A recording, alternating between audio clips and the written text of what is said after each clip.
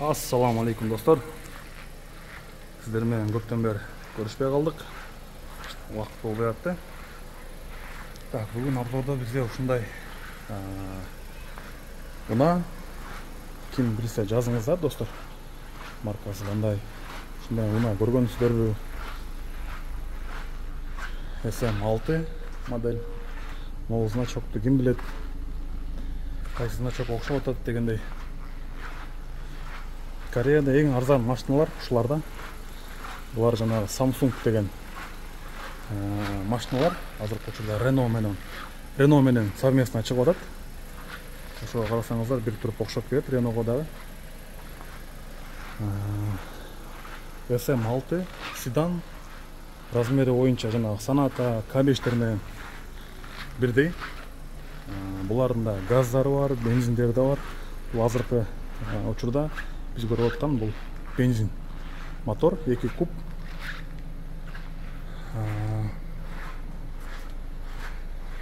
Так. Ушундай машина. Буну клиентке көргөнү келгенбиз, азыркы учурда тартып полный жөнөттүк. Даныларын булар Россияга жакшы келет экен. Биздегилер буну көп түшүнбөйт да, бул кайсы модель деп чочулашы мүмкүн. Так, ичин карасак, ичи булардыкы простой болот. Эми албетте комплектацияга жараша. Бирок салыштырмалуу мерки Sonata K5-терге караганда простойраак. Так, электросиденье бул жагы. Так, кожаный салон. Ушундай монитор болот. Tesla монитор деп коет. Подогревтер бар. Жактарын карасаңыздар дагы ичи кичине простойраак, ушундай эмблема. Так, аркасы да ушундай. Ушундай подлокотник. Состояние жакшы экен негизи машинанын. 65 миң гана чыгарган, 66 миң почти. Так, багажник. Газовый оборудование жок, ошо багажник ушундай чоң, кенен биягы. Renault экөө чыкканга чейин булар Samsung деп эле чыкчу. Алды моторун ачканда да Samsung деп эле жазылып турчу. Азыркы учурда ушундай Renault менен жаңы дизайндагы машиналар чыгарып атышат.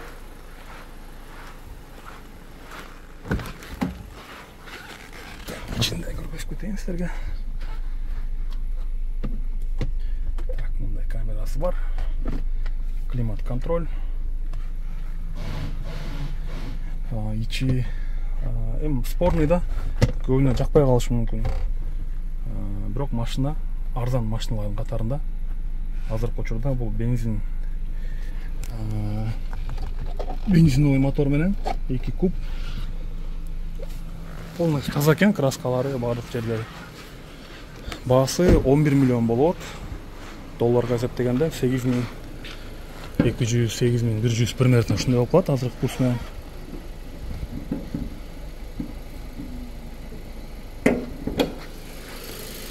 Так, мына ушундай мотор. GDI деген мотор экен. Иштеши жакшы. Эч кандай лишний звук жок.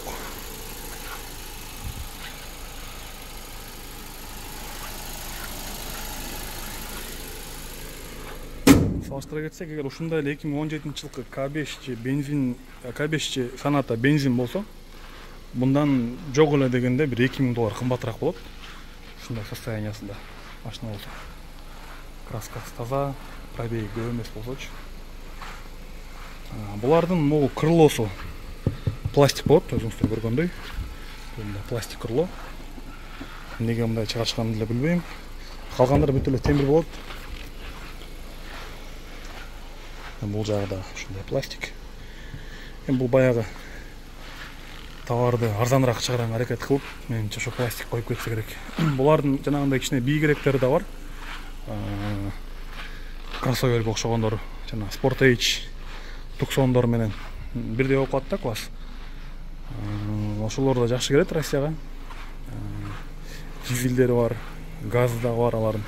Ошолор да ушул крылосу пластик болот. Ушундай достор, ушундай да машиналар бар. Сиздер менен да бөлүшүп кетейин дедик. Кыргызстанда деле менимче мындай машиналар жүрөт. Мен өз көзүм менен көргөм, экөө үчөөнү. ГАЗ точно ушул кузовдо.